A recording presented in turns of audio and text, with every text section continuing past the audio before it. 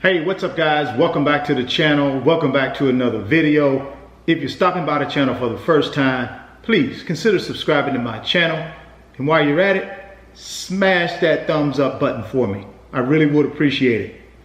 In today's video, we're going to talk about the 5 things you should never spend your money on if you want financial freedom. Number 1 thing you should never spend your money on is late payment fees. If someone is making late payments, there are 2 things that could possibly be happening.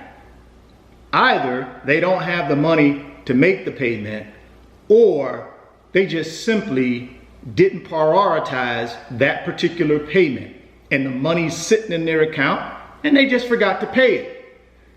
If you don't have the money to make the payment, then you got to ask yourself, are you living above your means? And if you are, that's something you need to change. If you simply just didn't prioritize it and you just missed making the payment, then one way to rectify that or to help yourself out is to automate it. Just simply automate the payment so that it automatically comes out of your bank account and the payment is made. Another way you can semi-automate it is by putting it in your calendar to make sure you are notified 1 day prior to the payment due date. The average American has $250 in late fees annually. That's a lot, guys. That's $250 that you could be using and investing in your financial future. Number 2, bank fees. The average American spends $290 a year in bank fees. Bank fees are account fees, ATM fees, maintenance fees, below your balance fees, any type of fee that a bank would charge you for based around your checking or savings account. Now, there is no reason, in my opinion, you should be paying any of these bank fees. First of all, there are too many banks that offer free checking. So all you got to do is find a bank either in your local area or some of these national banks that offer no fee on your checking account. No minimum balance required, no monthly maintenance fee. So that's the way you can avoid paying bank fees as it relates to your account. Now, as far as ATM fees, well, that's a different story. But I can tell you this, there are a lot of banks out there, including the bank that I use, they don't charge me any ATM fees. Even when I use a foreign ATM, which is basically an ATM machine that is not a part of the bank that I have my checking account at.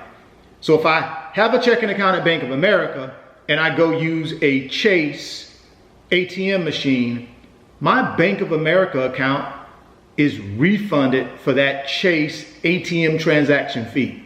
And the reason I can get that type of perk is because of the overall relationship that I have with Bank of America. Now, I'm not advocating you guys get an account with Bank of America. I'm just telling you there are ways to avoid all of these bank fees. You just got to take a little bit of time, compare a couple of banks, and figure out which one will give you the biggest bang for your buck. But $290 in bank fees, guys, that is unreasonable. And what I will tell you is that $290 can be going towards your financial future. Number 3, buying lottery tickets. The average American spends $223 per year on lottery tickets. And guys, the odds of you winning are absolutely 0. For instance, the Mega Millions is 1 in 302 million. That's your odds. 1 in 302 million. The Powerball is 1 in 292 million chance of winning. You have a better chance of getting struck by lightning twice in the same spot before you would win the lottery. It's just insane. Now, I get it, and I'm guilty of it. I've played the lottery as well. When that jackpot's, $500 million, it's very, very tempting. But what I'm trying to get you to understand is you shouldn't be on a regular basis playing the lottery.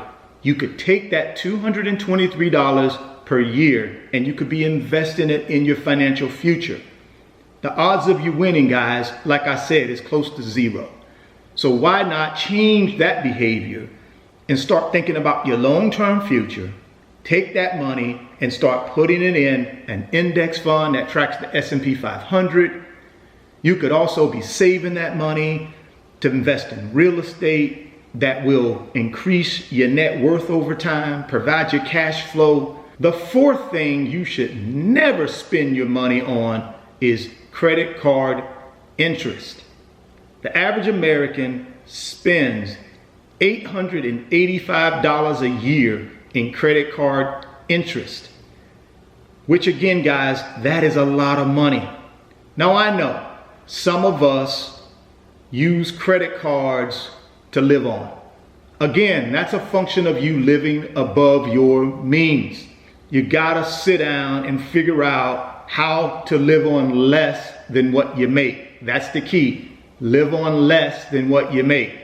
$885 per year in credit card interest that you pay to make someone else rich. Why not take that $885 and invest it so that you can make you rich, or at least get yourself to your financial freedom? The fifth thing you should never spend your money on is payday loans. The average borrower incurs $520 in fees on $375 that they borrow. Payday loans are, in my opinion, predatory lending. Now, I know some people get caught between a rock and a hard place. They can't go to a traditional bank to borrow money short term, so they settled on these payday loan providers.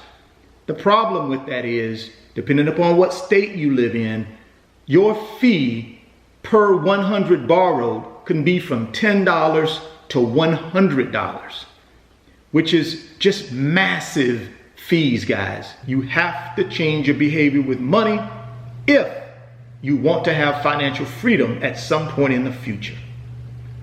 Drop me some comments. Let me know what you think. Also, let me know if you are currently in a position where you are paying these fees that we just talked about. And if you're not paying these fees, how have you kept yourself out of this situation? That would be helpful for the whole community. If you're stopping by the channel for the first time, please consider subscribing, share the video, and smash that thumbs up button for me. Thoughts become things.